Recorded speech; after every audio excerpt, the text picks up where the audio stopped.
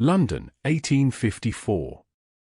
Flora Davenport pressed herself deeper into the alcove, clutching her leather-bound copy of Wordsworth's poems against her chest as though it might shield her from the glittering throng that filled Lord and Lady Pembroke's ballroom. The crush of silk-draped ladies and gentlemen in evening attire swirled before her in a dizzying kaleidoscope of wealth and privilege, a world she occupied by birth but had never truly belonged to. "There she is," came a whisper, not quite soft enough to escape her notice. "Miss Davenport, lurking in the shadows again." "As plain as ever," replied another voice, followed by a delicate titter. 23 and still unwed. It's little wonder when she'd rather converse with dead poets than living gentlemen. Flora's cheeks burned, but she kept her eyes fixed on the parquet floor. She had long ago resigned herself to being the subject of such remarks. After all, what else could society make of a woman who found more solace in literature than in the frivolous pursuits expected of her station? With her unexceptional features, quiet demeanor, and persistent habit of disappearing into libraries at social gatherings, she had earned her reputation as the bookish wallflower of the ton. "You will find a suitable match this season," her mother had insisted earlier that evening, tugging Flora's modest dove-grey gown into place. "You simply must put down your books and make an effort to be noticed." Flora had nodded dutifully while privately thinking that being noticed had never brought her anything but discomfort. She had witnessed too many marriages of convenience, too many unions built on status rather than affection, to harbor romantic illusions. Love, she had concluded, was a luxury afforded only to those blessed with beauty or fortune substantial enough to overcome society's endless judgment. With her modest dowry and unremarkable appearance, Flora had accepted her destiny to fade into the background until she eventually became someone's practical choice, or no one's choice at all. The orchestra struck up another waltz, and Flora seized the opportunity to slip away, navigating the perimeter of the room toward the blessed sanctuary of the Pembrokes Library. She had nearly reached the doorway when her path was blocked by the imposing figure of Lady Harrington, her mother's oldest friend and society's most formidable gossip. "Miss Davenport," Lady Harrington declared, her voice carrying enough to draw unwanted attention. "Escaping already? The dancing has only just begun." Flora clutched her book tighter. "I was merely seeking a moment of quiet, Lady Harrington." The older woman's eyes narrowed. "A young lady does not find a husband by hiding among dusty tomes, my dear. Particularly not a young lady with your modest charms." Her gaze swept over Flora's simple gown and unadorned hair. "Your mother despairs, you know. After the scandal with your sister, your family can scarcely afford another disappointment." The mention of her sister sent a familiar pang through Flora's chest. 2 years ago, Lydia had eloped with her father's secretary, a man of no fortune or connections, destroying her reputation and casting a shadow over the entire Davenport family. The scandal had nearly ruined them socially, and only their father's position as a respected judge had prevented complete ostracism. "I assure you, I have no intention of causing disappointment," Flora replied softly, desperate to escape. Lady Harrington leaned closer. "Then you would do well to set aside these bookish tendencies and present yourself as a proper lady. The season is half over, and you've danced but twice. At your age, my dear, you cannot afford to be particular." Flora was saved from responding by a sudden hush that fell over the ballroom. She turned to see what had captured everyone's attention and felt her breath catch. Standing in the entrance was a tall, imposing figure whose very presence seemed to command the room. "The Marquess of Grantham," someone whispered reverently. "I'd heard he'd returned from abroad, but I scarce believed it." Quincy Grantham, 7th Marquess of Grantham, stood surveying the gathering with the casual authority of a man accustomed to power. His angular features and penetrating gaze gave him a severity that was somehow magnetic rather than forbidding. At 34, he was in his prime, wealthy, influential, and, if the gasps of the young ladies nearby were any indication, devastatingly handsome. "They say he's been in the Americas these past 5 years," Lady Harrington murmured, suddenly forgetting her criticism of Flora in light of more interesting prey. "After that dreadful business with the Sutton family. Such a scandal it was, though none could ever prove the accusations."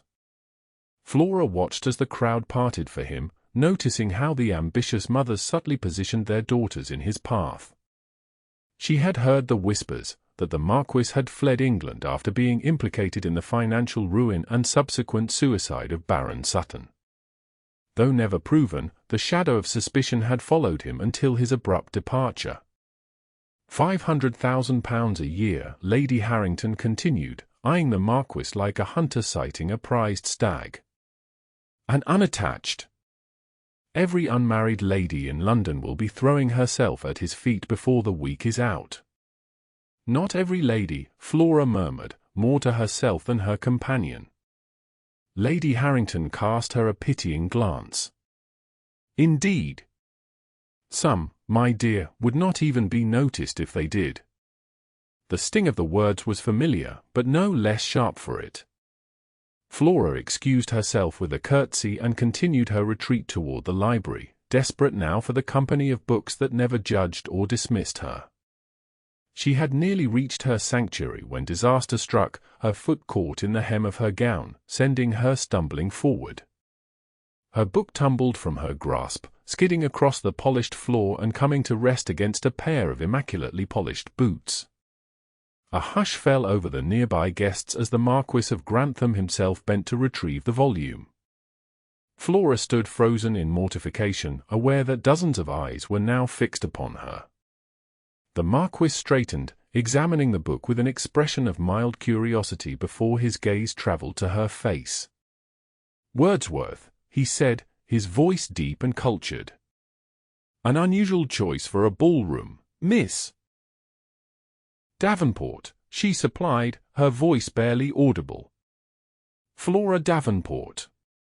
His eyes, a startling shade of green, studied her with an intensity that made her want to disappear into the floor. "You prefer the company of poets to that of the living, Miss Davenport."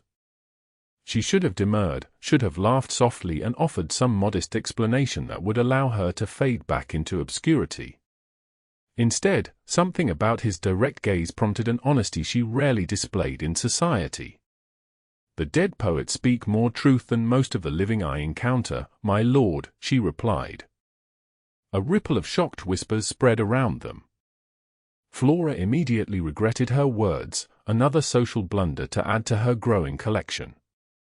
But to her surprise, the Marquis's expression shifted, the severity of his features softening into something like interest. "Truth is a rare commodity indeed," he said, holding out the book to her. As she reached for it, he retained his grip, forcing her to meet his gaze.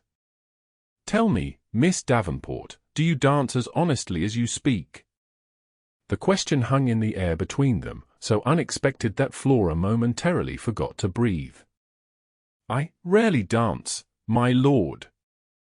"Then I shall consider myself privileged," he replied, closing her book and tucking it under his arm. "This set, if you please." It wasn't a request but a command, delivered with the confidence of a man unaccustomed to refusal. Flora felt the weight of dozens of astonished stares as the Marquis extended his hand. She could scarcely comprehend what was happening, why the most powerful man in the room, perhaps in all of London, would single her out for such attention. "My lord, I'm not certain I am," he interrupted, his voice brooking no argument. "Your book shall await your return, Miss Davenport. For now, I believe it is my turn to claim your attention." With trembling fingers, Flora placed her hand in his, acutely aware that in this moment, she had become visible to the very society that had long overlooked her. As he led her to the dance floor, the orchestra beginning the opening strains of a waltz, she caught sight of her mother's astonished face, Lady Harrington's slack-jawed disbelief, and the burning envy in the eyes of the very ladies who had mocked her only moments before. The Marquess's hand settled at her waist, firm and surprisingly warm through the silk of her gown. "You look as though you're facing execution rather than a dance, Miss Davenport," he murmured, guiding her into the first steps of the waltz. "Forgive me, my lord. I find myself confused by your attention," she admitted, struggling to keep pace with him. "I am not accustomed to being noticed." His lips curved slightly. "Perhaps you have been surrounded by the blind. Or perhaps I was designed to blend into wallpaper," she countered, immediately regretting her self-deprecation. The Marquess's grip tightened almost imperceptibly. "Interesting. I've always found wallpaper to be the most revealing feature of a room. It speaks to the true character of a home, if one takes the time to observe it." Flora stumbled slightly, caught off guard by both his words and the intensity of his gaze. "You speak in riddles, my lord." "Do I?" He guided her through a turn, his movements fluid and assured. "I thought I was being rather direct." "You intrigue me, Miss Davenport. A young woman who prefers Wordsworth to waltzing, who speaks truth when falsehood would serve her better socially. You are an anomaly." "Not an admirable one, I fear," she replied softly. "That depends entirely on one's criteria for admiration," he said. "Tell me, what do you make of your sudden celebrity? Every eye in the room is upon us now." Flora risked a glance around and indeed found herself the center of attention, a novel and deeply uncomfortable experience. "I believe they are wondering what the Marquess of Grantham could possibly see in the bookish spinster of Mayfair." His eyebrow arched. "Is that how you view yourself?" "It is how society views me, my lord. I have never fit the mold of what a young lady should be." The words emerged with surprising candor, as though his direct gaze had somehow unlocked a door within her. "And what should a young lady be, in your estimation?" Flora considered this as they moved across the floor. "Beautiful, accomplished in the arts, adept at conversation that neither challenges nor illuminates. Decorative, primarily." "You sound disappointed in your sex." "Not in my sex, my lord. In the narrow confines of what society permits us to be." She bit her lip, aware that she was being far too forthright. "Forgive me. I speak too plainly." "On the contrary," he replied, "plain speaking is refreshing after years in drawing rooms filled with artful evasions and calculated flatteries." His voice lowered. "I should like to know you better, Miss Davenport." The waltz ended before she could formulate a response. The Marquess released her but retained her hand, bringing it to his lips in a gesture that sent a whisper of sensation up her arm. "You've caused quite a stir," he observed, nodding toward the cluster of ladies watching them with undisguised curiosity. "I believe your social standing has risen considerably in the past 5 minutes." Flora found herself caught between confusion and an unfamiliar flutter of something that might have been pleasure. "I cannot imagine why you would single me out, my lord." His expression grew serious. "Perhaps I recognized something in you, Miss Davenport, a fellow exile in a world of conformity." He returned her book, his fingers brushing hers. "I shall call on you tomorrow afternoon, if I may." It wasn't truly a question, but Flora nodded nonetheless, stunned into acquiescence. The Marquis bowed and departed, leaving her standing alone in the middle of the floor, clutching her Wordsworth and wondering if she had imagined the entire encounter. She had not. The following morning, Flora's name appeared in the society pages of the London Gazette, a rare and unexpected occurrence that sent her mother into transports of excitement. The enigmatic Marquess of Grantham, newly returned from abroad, surprised all at the Pembroke ball by singling out the bookish Miss Flora Davenport for his first dance, her mother read aloud, her voice trembling with delight. Society watchers speculate on the nature of their acquaintance, as the reclusive nobleman has shown little interest in the marriage mart since his return to London. Oh, Flora! Can you imagine? Flora could not. As she sat in her family's modest drawing room that afternoon, awaiting the Marquess's promised call, she tried to make sense of his interest. She was neither beautiful nor accomplished, possessed no great fortune or connections. The Davenport name was respectable but hardly illustrious, especially since Lydia's scandal. What could a man like Quincy Grantham possibly want with her? When he arrived, immaculately attired in a charcoal frock coat that emphasized his broad shoulders, Flora found herself even more bewildered. He spoke with easy charm to her parents, praising her father's recent judicial decision and complimenting her mother's tasteful drawing room. When the conversation turned to literature, he displayed a depth of knowledge that surprised and delighted Flora. "You seem astonished that I can quote Byron, Miss Davenport," he observed with a slight smile when her parents had tactfully withdrawn to give them a semblance of privacy. "Not astonished that you can, my lord, but perhaps that you would," she admitted. "Men of your station rarely concern themselves with poetry, except perhaps to appear cultured in select company." "You have a low opinion of my sex," he noted, amusement warming his voice. "I have observed that power often diminishes the need for intellectual pursuits," she replied. "Those who possess everything material have less incentive to explore the realm of ideas." The Marquis studied her for a long moment. "You judge me before you know me, Miss Davenport. I wonder if that is truly the scholarly approach you profess to value." Flora felt heat rise to her cheeks. "You are right to reprimand me, my lord. I apologize for my presumption." "I don't seek your apology," he said, leaning forward slightly. "I seek your understanding. Or perhaps the opportunity to earn it." The intensity of his gaze unnerved her. "Why?" she asked simply. "Because you intrigue me," he replied. "Because in a world of artifice, you speak your mind. Because while every eligible young lady in London is strategizing how to secure my title, you look at me with suspicion rather than adoration."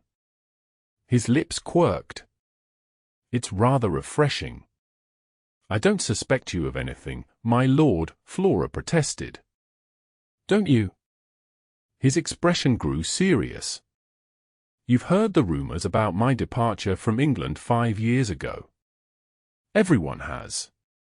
Flora hesitated, uncertain how to respond. "It is not my place to judge matters I know nothing about." "But you have formed an opinion nonetheless," he pressed. "I would hear it." She met his gaze directly. "I believe that a man with your power and connections could have remained in England regardless of scandal, had he chosen to fight the accusations. Your departure suggests either guilt or indifference to public opinion, neither quality being particularly admirable." She expected anger at her bluntness, but instead, the Marquis laughed, a genuine sound that transformed his severe features. "Remarkable," he said, shaking his head. "Most young ladies would have assured me they never believed a word against me, whether true or not." "I'm not most young ladies," Flora replied quietly. "No," he agreed, his laughter fading into something more solemn. "You are not. Which is precisely why I wish to know you better, Miss Davenport. Will you permit me to call on you again?" Against all reason, against the warning voice in her head that insisted powerful men did not seek the company of unremarkable women without ulterior motives, Flora found herself nodding. "Yes, my lord. I would like that." His visits became a regular occurrence over the following weeks, each one causing increased speculation in London society. The Gazette chronicled their public appearances with mounting interest, their conversation at Lady Whitmore's musical evening, their walk in Hyde Park, their attendance at the opera. Gradually, almost imperceptibly, Flora found herself transformed from invisible wallflower to the subject of intense curiosity. "Everyone is talking about you," her younger sister, Marion, informed her excitedly after returning from a friend's tea party. Lady Essex's daughter said the Marquis must be bewitched, for nothing else could explain his interest in, she broke off, suddenly embarrassed. In someone like me. Flora finished for her, smiling wryly. You needn't spare my feelings, Marian. I'm well aware of what society thinks of me. But that's just it, Marian insisted. Society's opinion is changing. Mrs. Hargrove asked Mamma for the name of your modiste, and the Millbrook twins actually acknowledged you at church last Sunday. Flora shook her head, troubled by the implication.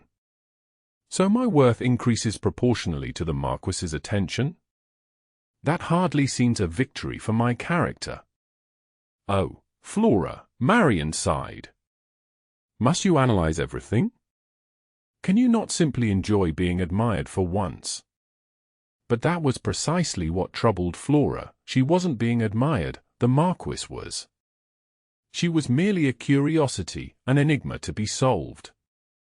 What did he see in plain, bookish Flora Davenport? What secret quality had he discovered that justified his attention? These questions plagued her as spring progressed into summer. Though she found herself increasingly drawn to the Marquis, to his incisive mind, his unexpected humor, his willingness to debate her on matters both profound and trivial, she could not shake the conviction that their friendship was built on shifting sand. One warm evening in June, walking in the Davenports' modest garden after dinner, the Marquis seemed uncharacteristically pensive. You're troubled tonight, Flora observed, breaking the silence between them. He glanced at her, his expression guarded. What makes you say so? You've quoted no poetry, challenged none of my opinions, and allowed me to win our chess match without a fight, she replied. Either you're unwell or preoccupied. A smile flitted across his face. Your powers of observation remain undiminished, Miss Davenport. He paused, seeming to weigh his words. I received a letter today from an old acquaintance, Lady Sutton. Flora's steps faltered. The name hung in the air between them, heavy with unspoken implications. I see, she said quietly. Do you? He turned to face her fully. What do you see, Flora? It was the first time he had used her given name, and something in his tone made her heart quicken. I see a man haunted by his past, she answered honestly. A man who has never explained that past to me, despite our friendship. The Marquis studied her for a long moment. Would you like to hear the truth of it? It's not a pleasant tale. I would rather have an unpleasant truth than a comfortable deception. He nodded, gesturing toward a stone bench nestled beneath a flowering arbor. When they were seated, he began to speak, his voice low and measured. 5 years ago, Baron Sutton approached me with an investment opportunity, a shipping venture to the Americas. He needed substantial capital, and I, along with several others, provided it. The enterprise failed spectacularly, and rumors began to circulate that I had known it would, that I had deliberately misled Sutton and the others for my own gain. Flora watched his profile in the fading light. And had you? No, he said simply. I lost a considerable sum myself. But I was the wealthiest investor, and therefore the one with the least to lose proportionally. When Sutton took his own life, leaving his family in ruins, I became the villain of the piece. His jaw tightened. Lady Sutton was particularly vocal in her accusations. So you left England rather than defend yourself? I left because I discovered the truth, he replied, his voice hardening. The venture failed because it was sabotaged from within. Cargo manifests were falsified, bribes were paid to ensure shipments never arrived. Someone wanted the company to fail, and wanted me to bear the blame. Flora frowned. Did you discover who was responsible? Eventually. His expression darkened. It was Sutton himself. He had accumulated massive gambling debts and saw an opportunity to escape them. The plan was to destroy the company, collect the insurance on cargo that never existed, blame me for the failure, and flee to the continent with what remained of his wife's fortune. But something went wrong, Flora guessed. The Marquis nodded. I confronted him with what I'd learned. He denied everything, of course, but I had proof. I gave him a choice: face public exposure and criminal charges, or make restitution to the smaller investors who had been ruined. He chose a third option instead. He took his own life, Flora whispered. Yes.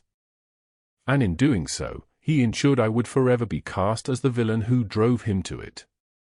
The bitterness in his voice was palpable. His wife knew nothing of his schemes. She truly believed, perhaps still believes, that I destroyed her husband. And the letter you received today? His mouth twisted. Lady Sutton has returned to London. She writes that she intends to expose the truth of her husband's death, now that I have dared to show my face in society again. Flora's mind raced, piecing together the implications.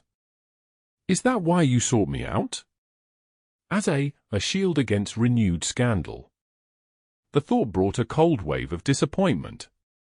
To her surprise, the Marquis laughed, though the sound held little humour. A shield? You, Miss Davenport, who challenges me at every turn. Who speaks truth regardless of its convenience. He shook his head. No. If anything, your association with me has made Lady Sutton's campaign more likely to succeed. Society might forgive a wealthy nobleman almost anything, except showing preference for a woman who values intellect over artifice. Then why, she pressed, needing to understand. Why single me out that night at the ball? Why continue this friendship, knowing it can lead nowhere? He turned to her, his expression softening. Because you reminded me of something I had forgotten in my years of exile, that true connection is not found in social advantage or political alliance, but in the meeting of minds. He took her hand, his touch sending warmth through her despite the evening chill. You see me, Flora. Not the Marquis, not the fortune or the title, but the man beneath it all. Do you know how rare that is? Flora looked down at their joined hands, afraid to meet his gaze lest he read the tumult of emotions in her eyes. I see a man who has been judged unfairly, she said softly. As have I, though for far less consequential matters. Perhaps that is why we understand each other, he suggested. We are both outsiders in our way. She gathered her courage and looked up at him. What will you do about Lady Sutton? Face her accusations directly, this time, he replied. I've spent 5 years gathering evidence of Sutton's deception. I had intended to wait, to choose the most advantageous moment to clear my name. But now... He hesitated. Now I find I no longer wish to postpone the future. The weight of his gaze made Flora's breath catch. What future do you envision, my lord? One that includes you, he said simply. If you would consider it. Before Flora could respond, they were interrupted by her father calling from the house. The moment broken, they returned inside, but the Marquis's words echoed in her mind long after he had departed. One that includes you. The following week brought the Grantham Summer Ball, an event that, given the Marquis's long absence from England, had become the most anticipated social gathering of the season. When an invitation arrived for the Davenport family, Flora's mother nearly swooned with delight. It's a clear statement of his intentions, she declared, already planning Flora's ensemble. To be invited to his home, to be presented to his circle, oh, my dear, we must spare no expense for your gown. This could be the making of our family's fortune. Flora winced at her mother's transparency. Mamma, please. The Marquis and I are friends, nothing more. Friends? Her mother laughed incredulously. My dear, a man of his station does not befriend a young lady without purpose. He is courting you, however unconventionally. Though Flora tried to dismiss her mother's certainty, a part of her wondered. The Marquess's words in the garden had suggested something beyond friendship, yet he had made no formal declaration, no clear statement of intent. Perhaps he truly valued her companionship without romantic inclination, a thought that brought both relief and a surprising pang of disappointment. The night of the ball arrived, and Flora found herself more nervous than she had anticipated. Her gown, though modest compared to what most ladies would wear, was the finest she had ever owned, dove blue silk that complemented her fair complexion and brought out the deeper blue of her eyes. For once, she allowed her maid to arrange her light brown hair in a more fashionable style, adorned with a simple string of pearls that had belonged to her grandmother. "You look beautiful," Marian declared as Flora descended the stairs. "The Marquess will be enchanted." Flora smiled weakly, stomach fluttering with unfamiliar nerves. "I shall be content if I avoid tripping over my own feet or saying something scandalously inappropriate." But as their carriage joined the procession of vehicles approaching Grantham House, her anxiety shifted from personal concerns to something deeper. Tonight she would enter the Marquess's world, a world of wealth and privilege so far removed from her own that she could scarcely imagine it. Would she find herself hopelessly out of place? Would his interest in her diminish once she was contrasted with the glittering beauties of the Tun? Grantham House blazed with light, its grand facade and sweeping marble staircase designed to impress even the most jaded aristocrat. Footmen in livery stood at attention as guests proceeded into the entrance hall, where the Marquess himself greeted each arrival. When the Davenports were announced, Flora felt the weight of curious stares from those already gathered. The Marquess stepped forward, his eyes finding hers immediately. "Miss Davenport," he said, taking her hand. "You honor my home with your presence." Something in his gaze, a warmth, an intensity, momentarily banished her insecurities. "The honor is mine, my lord," she replied, surprised by the steadiness of her voice. He presented them to his aunt, the Dowager Countess of Merrick, who would serve as hostess for the evening.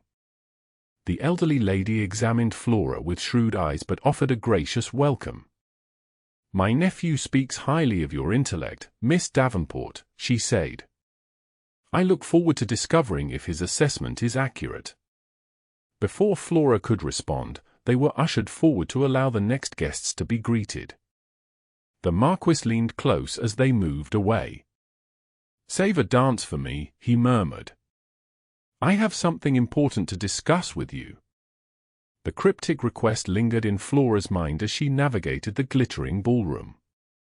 To her surprise, she found herself approached by several gentlemen requesting dances, men who had never before acknowledged her existence.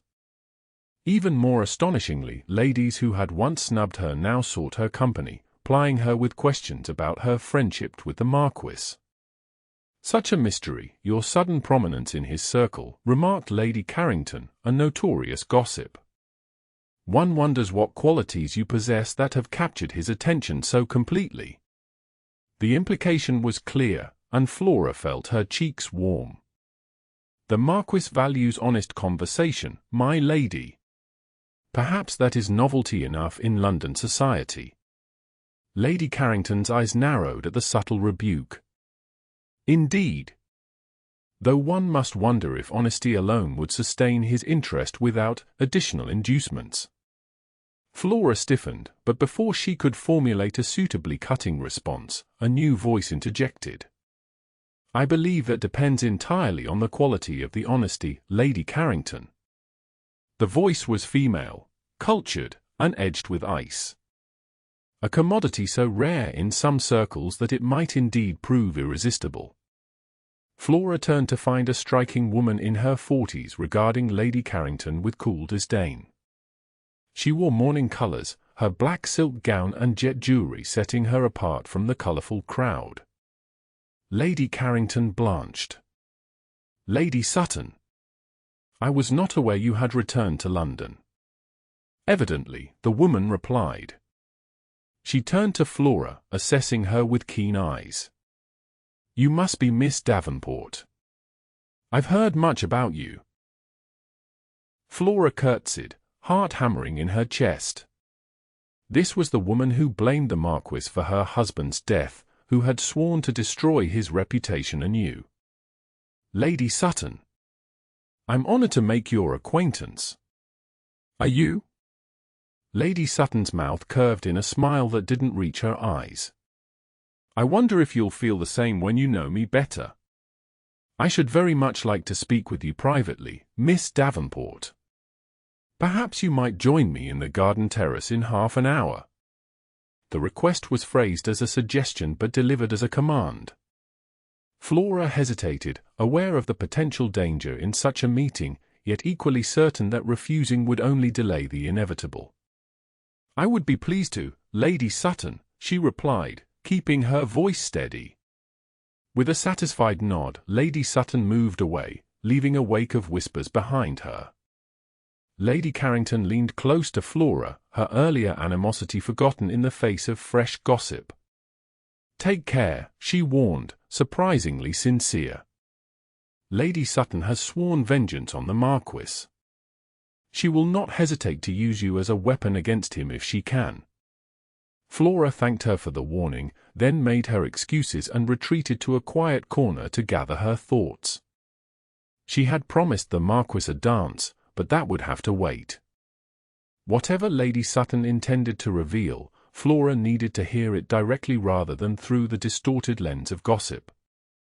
At the appointed time, she slipped away from the ballroom and made her way to the garden terrace.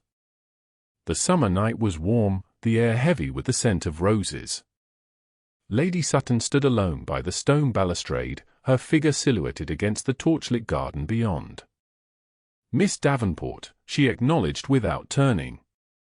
Prompt. I appreciate that in a person. Flora moved to stand beside her, maintaining a respectful distance. You wish to speak with me, Lady Sutton? Yes. The older woman turned, studying Flora intently. I wanted to see for myself what manner of woman has captivated the Marquess. I must admit, you're not what I expected. And what did you expect? Someone more conventional. Beautiful, perhaps, or at least ambitious. She tilted her head. Instead, I find a quiet, thoughtful young woman who seems genuinely bewildered by her sudden prominence. Interesting. Flora met her gaze directly. If you've asked me here to warn me against the Marquess, I should tell you that he has already shared with me the circumstances of your husband's death. Surprise flickered across Lady Sutton's face. Has he indeed? And what tale did he spin for you? He told me that your husband falsified documents, sabotaged his own company, and intended to flee the country with your fortune, Flora replied evenly. That when confronted with evidence of his crimes, he took his own life rather than face the consequences. Lady Sutton's expression hardened. And you believed him? A man with his power and influence could easily fabricate such a story.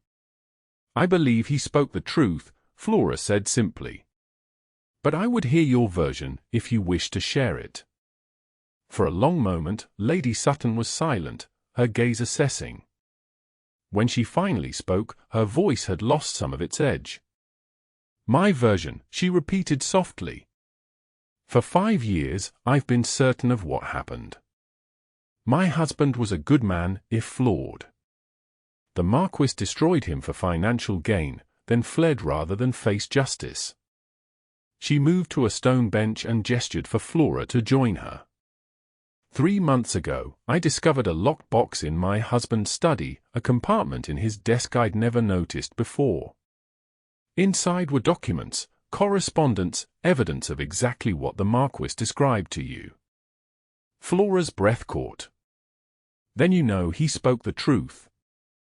I know my husband was not the man I believed him to be, Lady Sutton corrected. that doesn't necessarily exonerate the Marquess. He may have been complicit, may have encouraged or enabled my husband's schemes. Why would he do that, only to confront him later? Lady Sutton's mouth twisted. Why does any powerful man do anything? For sport, perhaps. Or because the game changed in ways he didn't anticipate. Flora considered this, then shook her head. You don't truly believe that, she said quietly. If you did, you wouldn't have approached me tonight. You would have gone directly to the Gazette with your accusations. A long silence followed her words. Finally, Lady Sutton sighed, seeming to deflate slightly. You're right, she admitted. I don't know what to believe anymore. For years, hatred of the Marquess has sustained me. The thought of exposing him, making him pay for William's death, it gave me purpose. She looked away, into the darkness of the garden. Now I find that my hatred may have been misplaced, and I'm lost. Flora felt an unexpected surge of compassion for the woman. Whatever her husband's sins, Lady Sutton had suffered a devastating loss and lived with the pain of betrayal, first by the man she believed had destroyed her husband, and now by the revelation of her husband's true nature. What will you do now? She asked gently. Lady Sutton turned back to her, eyes sharp once more. That depends in part on you, Miss Davenport. On me? I don't understand. The Marquis cares for you, that much is evident to anyone with eyes. His reputation, his position in society, these things matter to him, despite his pretense of indifference. Through you, I could still hurt him, still extract some measure of vengeance for the years of pain I've endured. Flora felt a chill despite the warm evening. And is that what you intend? Lady Sutton studied her for a long moment. I came to London with that purpose, she admitted. But now, seeing you together, understanding what I do about my husband's deception, I find my resolve weakening. She stood abruptly. I need time to consider my course. In the meantime, I suggest you ask the Marquis what he truly wants from you, Miss Davenport. Men like him do not form attachments lightly, nor without purpose. With those unsettling words, Lady Sutton swept back toward the ballroom, leaving Flora alone with her troubled thoughts. She remained on the terrace, trying to make sense of the conversation and its implications. What did the Marquis truly want from her? Friendship? A shield against scandal? Or something more that she dared not name even to herself? She was so lost in thought that she didn't hear his approach until he spoke. I've been searching for you, the Marquis said, his voice cutting through her reverie. You promised me a dance, as I recall. Flora looked up, startled. He stood before her, illuminated by the soft glow of the garden torches, his expression a mixture of concern and something she couldn't quite decipher. Forgive me, my lord, she replied, rising from the bench. I was distracted. By Lady Sutton, I presume. At her surprised look, he smiled grimly. Half the ballroom saw you follow her out here. What did she say to you? Flora hesitated, uncertain how much to reveal. She told me she had discovered evidence supporting your account of her husband's actions, she said finally. She seems conflicted about what to do with that knowledge. The Marquis's expression darkened. She threatened you, didn't she? Not directly, Flora hedged. She merely suggested that through me, she could still hurt you, if she chose to. He stepped closer, his eyes intent on her face. And how did you respond to this suggestion? I asked if that was her intention, Flora replied simply. She didn't answer definitively. I see. His jaw tightened. I should never have involved you in this, Flora. I've been selfish, thinking only of my own pleasure in your company without considering the consequences to you. I'm not a child, my lord," she protested. "I choose my own associations. Do you?" He moved closer still, close enough that she could see the tension in his features, the conflict in his eyes. "You've never asked why I singled you out that night at the Pembrokes ball. Why, out of all the eligible young ladies in London, I chose to dance with the one who was trying her best to disappear into the shadows." Flora's heart quickened. "I assumed it was because I dropped my book at your feet," she said lightly, attempting to ease the sudden tension between them. "It was because you looked at me with intelligence rather than calculation," he replied, his voice low and intense. "Because when our eyes met, I saw neither fear nor avarice, only honest curiosity. Do you know how rare that is in my world, Flora? To be seen as a man rather than a title or a fortune." She shook her head wordlessly, caught in the gravity of his gaze. "I approached you on impulse," he continued, "but I continued to seek your company by choice. Each conversation, each moment spent in your presence, has only confirmed what I suspected from the first, that you are unlike anyone I have ever known." "You make me sound extraordinary," Flora said softly, "when we both know I am quite ordinary by society's standards." "Society's standards are precisely what I've come to despise," he replied with sudden vehemence. "The artifice, the shallow judgments, the elevation of beauty and fortune above character and intellect." He took her hand, his grip warm and firm. "You asked what I want from you. I want your honesty, your perspective, your willingness to challenge me when others would only flatter. I want your companionship, your counsel, your—" He broke off, seeming to struggle with his next words. "My what?" Flora prompted, scarcely daring to breathe. "Your heart," he finished softly. "If you could find it in yourself to give it." The words hung between them, transforming the night air, the garden, the distant sounds of the ball into something dreamlike and unreal. Flora stared at him, unable to comprehend that this man, this powerful, wealthy, commanding man, could possibly want her in the way his words suggested. "You can't mean that," she whispered. "I have never meant anything more," he insisted. "I love you, Flora Davenport.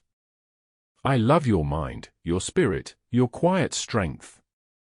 I love the way you lose yourself in books, the way you speak truth regardless of consequence, the way you see beyond titles and fortunes to the person beneath." He stepped even closer, his free hand rising to touch her cheek.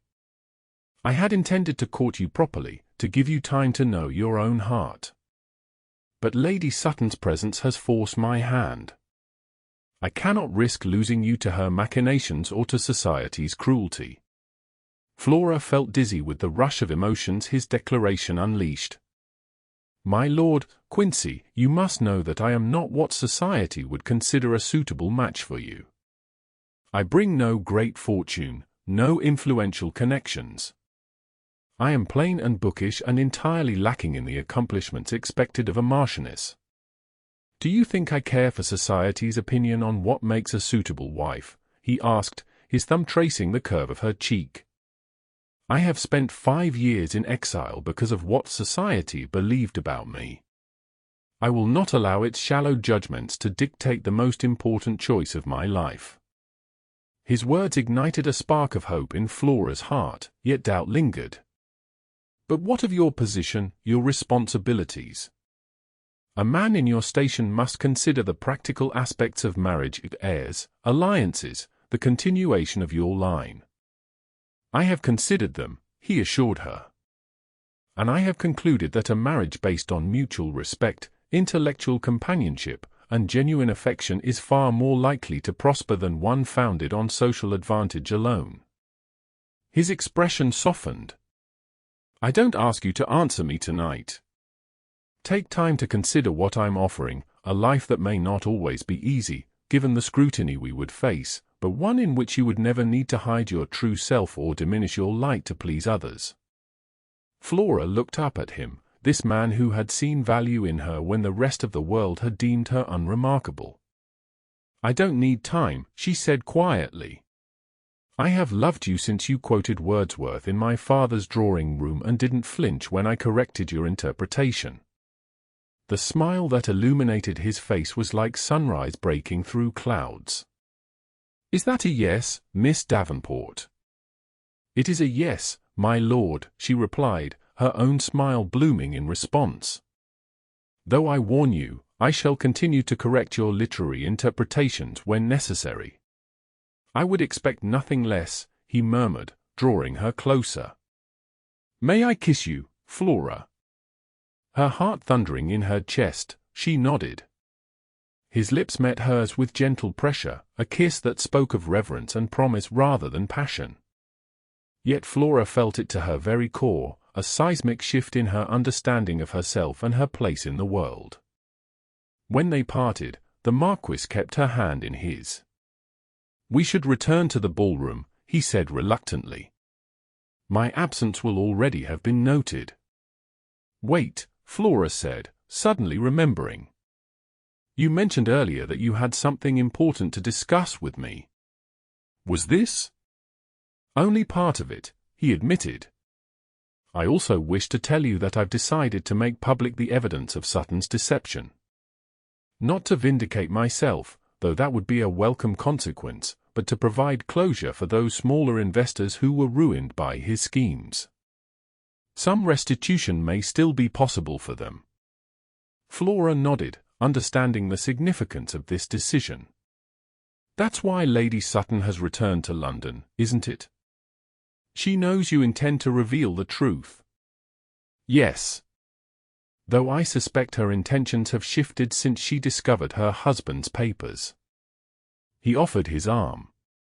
"Whatever she decides, I am prepared to face the consequences. With you beside me, if you're willing." Flora placed her hand on his arm, feeling the solid strength beneath the fine fabric of his coat. "I am willing," she said simply. "More than willing."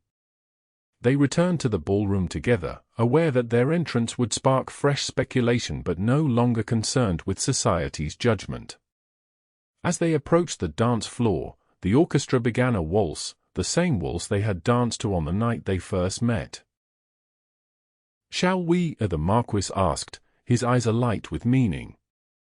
Flora smiled and stepped into his arms, no longer the invisible wallflower but a woman secure in the knowledge that she was truly seen and valued for precisely who she was.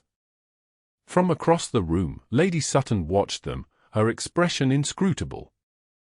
As the couple moved gracefully across the floor, their eyes never leaving each other's faces, something in the widow's posture seemed to soften, to yield. She turned and made her way toward the Dowager Countess of Merrick, leaning close to speak in the elderly lady's ear. The dowager's eyebrows rose, and she glanced sharply at her nephew and his partner before nodding decisively. A moment later, she tapped her cane for attention, and the music gradually faded. "Ladies and gentlemen," the dowager announced, her voice carrying clearly across the now silent ballroom. "I have the great pleasure of sharing some joyous news. My nephew, the Marquess of Grantham, has informed me of his betrothal to Miss Flora Davenport." A collective gasp swept through the assembly, followed by a buzz of astonished whispers. The Marquis, seemingly unfazed by the premature announcement, led Flora to stand beside his aunt. "Indeed," he confirmed, his voice steady and assured. "Miss Davenport has done me the great honor of agreeing to become my wife. I trust my friends will join me in celebrating this most fortunate alliance." Flora felt the weight of hundreds of eyes upon her, some curious, some envious, some openly disbelieving. Yet for the first time in her life, she did not wish to shrink from such attention. Standing beside the man who loved her for her true self, she felt a confidence she had never known before. Lady Sutton stepped forward, her face composed. "Allow me to be the first to offer my congratulations," she said clearly. "The Marquis has chosen a woman of exceptional character and intelligence. London society will be greatly enriched by her elevation. The significance of this public endorsement from the Marquess's greatest detractor was lost on no one. A moment of stunned silence followed, then Lady Harrington, ever conscious of where social advantage lay, hurried forward to add her felicitations. Others quickly followed, until the couple was surrounded by well-wishers, the sincerity of their congratulations increasing in direct proportion to the apparent approval of influential figures. Later that night, as the ball concluded and guests began to depart, Lady Sutton approached Flora once more. "I've made my choice, Miss Davenport, or should I say, the future Marchioness of Grantham," she said quietly. "The documents I discovered will be given to the Marquess's solicitors tomorrow. It is time for the truth to be known, and for my husband's victims to receive what restitution can be made." Flora regarded her with genuine admiration. "That cannot have been an easy decision." "No," Lady Sutton agreed. "But it is the right one. Seeing you together tonight, it became clear that continuing my vendetta would only perpetuate the damage William caused." A sad smile touched her lips. "Besides, I find I cannot bring myself to destroy a love as genuine as yours appears to be. They are rare enough in our world." Before Flora could respond, Lady Sutton pressed a small package into her hands. "A wedding gift, of sorts," she explained. "Open it when you are alone." With that, she was gone, leaving Flora holding a parcel wrapped in silk and tied with silver cord. Later, in the privacy of her bedchamber, she carefully unwrapped it to find a leather-bound first edition of Wordsworth's poems, the very volume that had first brought her to the Marquess's attention. Inside was a note in elegant feminine script, for the woman who proved that society's most overlooked treasures often hold the greatest value. "May your marriage be as unexpected and transformative as your courtship. With gratitude for showing me a path beyond bitterness, V. Sutton." Flora traced the gilt lettering on the book's cover, smiling at the symmetry of it. From that first night when the Bookish Wallflower had dropped her volume of poetry at the feet of the most powerful Marquess in England, to this moment when she stood on the threshold of a life she had never imagined possible, it had been a journey of transformation, not just for her, but for all whose lives they had touched. Society would always have its judgments, its rigid expectations and narrow definitions of worth. But Flora had discovered a profound truth, that love, when founded on genuine understanding and respect, had the power to transcend those boundaries, to reveal the extraordinary within the ordinary, and to transform even the most overlooked wallflower into a woman of remarkable consequence.